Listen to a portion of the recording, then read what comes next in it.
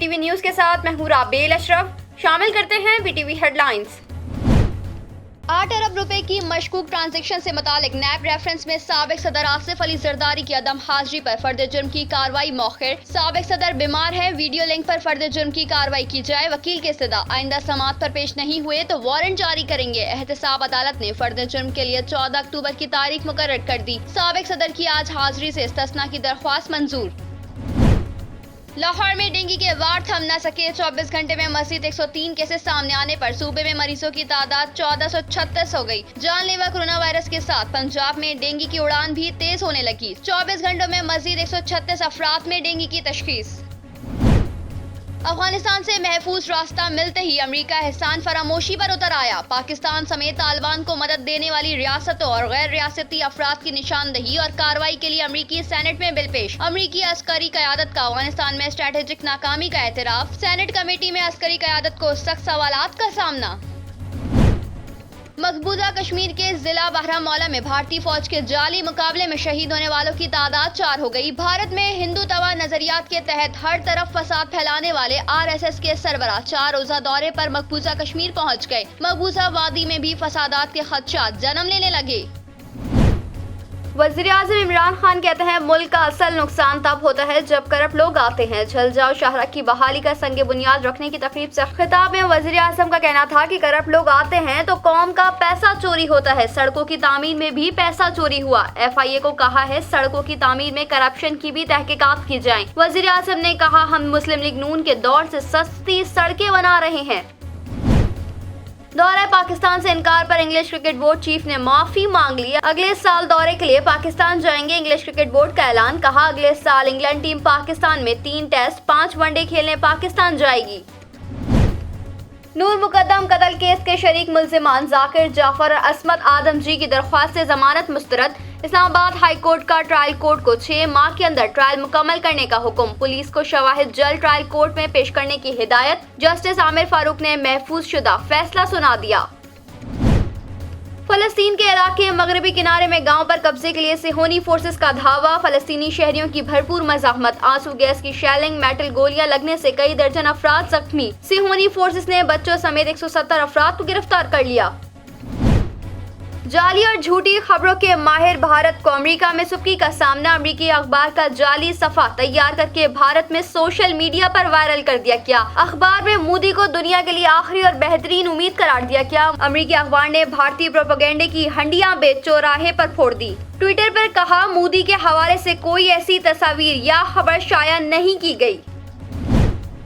ملک بھر میں corona virus سے 24 گھنٹوں کے دوران مزید 52 افراد انتقال کر گئے۔ National command and operation centre کی جانب سے جاری بیان کے مطابق گزشتہ 24 گھنٹوں کے دوران ملک میں کورونا کی تشخیص کے لیے 48,836 ٹیسٹ کیے گئے، جن میں سے 1560 افراد میں کورونا وائرس کی تصدیق ہوئی۔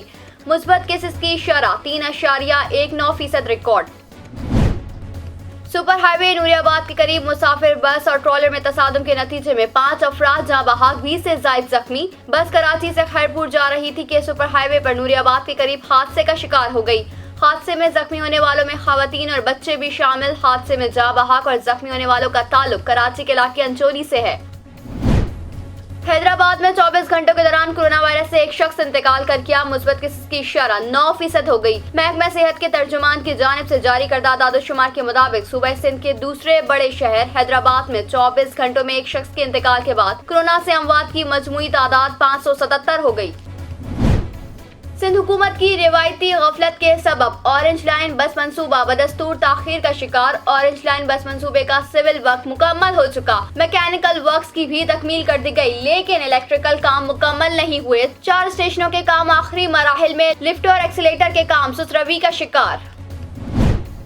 طالبان کا افغانستان کے 1964 کے آئین کو عارضی طور پر اپنانے کا اعلان۔ اس آئین میں پہلی بار افغان خواتین کو ووٹ کا حق دیا گیا تھا۔ افغان طالبان کا کہنا ہے کہ آئین کی جن شقوں سے انہیں اختلاف ہوگا وہ نکال دی جائیں گی۔ طالبان کے عبوری وزیر انصاف مولوی عبدالحکیم نے کہا ہے کہ 1964 کا آئین ترامیم کے ساتھ مختصر مدت کے لیے متعارف کرایا جائے گا۔ آئین میں اسلامی اور شرعی اصولوں سے متصادم شقیں نکال دی جائیں گی۔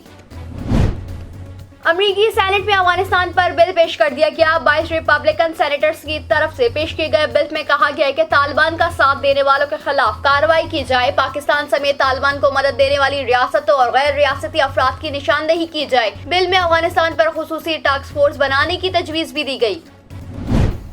पंजाब हुकूमत ने आवाम को सस्ती चीनी देने के लिए चीनी बैरून मुल्क से मंगवाने का फैसला किया है। सूबाई हुकूमत ने महकमा खुराक को चीनी दरामद करने की मंजूरी दे दी। पंजाब हुकूमत की जानिब से अपना स्टॉक बेहतर करने के लिए चीनी दरामद करने का फैसला किया गया। दरामद की जाने वाली चीनी सस्ते बाजारों में कंट्रोल रेट पर फरोख्त की जाएगी। कराची टैक्स बार एसोसिएशन ने वज़ीर आज़म से इनकम टैक्स रिटर्न्स फाइल करने की आखिरी तारीख में 31 दिसंबर तक तौसी करने की दरख्वास्त कर दी। KTBA ने निशानदेही की कि कानून के मुताबिक इनकम टैक्स रिटर्न्स जमा कराने के लिए 90 रोज का वक्त दिया गया था, लेकिन इस दौरान 15 रोज के लिए FBR पोर्टल दस्तयाब नहीं था। लिहाजा 90 रोज के वक्त का आगाज इस वक्त होना चाहिए जब पोर्टल पर खामियों और गलतियों से पाक इनकम टैक्स रिटर्न्स फाइल किए जा सके। पाकिस्तान क्रिकेट बोर्ड के चीफ एग्जीक्यूटिव वसीम खान ने इस्तीफा दे दिया। वसीम खान ने गुज़िश्ता रोज चेयरमैन PCB रमीज राजा को अपना इस्तीफा पेश किया। वसीम खान इख्तियारात में कमी के मामले पर नाखुश थे। आज बोर्ड ऑफ गवर्नर के इजलास में वसीम खान के इस्तीफे से मुताल्लिक़ गौर किया जाएगा। लाहौर में हजरत दाता गंज बख्श का 3 रोज़ा सालाना उर्स खुसूसी दुआ के बाद खत्म हो गया। दाता गंज बख्श के सालाना उर्स में मुल्क भर से अकीदतमंदों ने शिरकत की। मुल्क में अमन सलामती और इस्तेहकाम के लिए खुसूसी दुआएं की। दाता गंज बख्श के उर्स की तकरीबात 26 से 28 सितंबर जारी रही। इस दौरान लंगर के इंतजाम किए गए और दूध की सबीलें भी लगाई गई। इलाज के लिए अमेरिका रवाना किए गए मारूफ पाकिस्तानी अदाकार उमर शरीफ को लेकर एयर एम्बुलेंस आज जर्मनी से आइसलैंड रवाना होगी। अमेरिका में उनके डॉक्टर तारिक शहाब के मुताबिक कराची से एयर एम्बुलेंस में रवानगी के बाद 7.25 घंटे के मुसलसल हवाई सफर के दौरान उमर शरीफ को थकावट और हल्का बुखार हो गया था। पाकिस्तान फिल्म इंडस्ट्री की माजी की मारूफ गुलकारा नसीम बेगम की 50वीं बरसी आज मनाई जाएगी। बेहतरीन गुलकारी पर उन्हें 4 निगार अवार्ड्स दिए गए। और शिमाल मशरिकी बहर अरब में ताकतवर हवा का कम दबाव तश्कील पा रहा है, जिसके बायस सिंध और मकरान के साहिली इलाकों में तूफानी बारिशों के मुमकिना खदशे के पेश नजर महकमा मौसमियात ने अलर्ट जारी कर दिया। कराची समेत सिंध के दीगर अजला में अर्बन फ्लडिंग का भी खतरा। तूफान के जेर असर कराची, हैदराबाद, ठट्टा और बदीन में आज से 2 अक्टूबर के दौरान बारिशों का इम्कान। न्यूज स्टूडियो से फिल वक्त इतना ही। मजीद खबरों से बाखबर रहने के लिए विजिट कीजिए हमारी वेबसाइट www.btn.tv। लाइक कीजिए हमारा फेसबुक पेज ptv.pk, फॉलो कीजिए हमें इंस्टाग्राम पे ptv_pk, सब्सक्राइब कीजिए हमारे यूट्यूब चैनल बदर टेलीविजन नेटवर्क।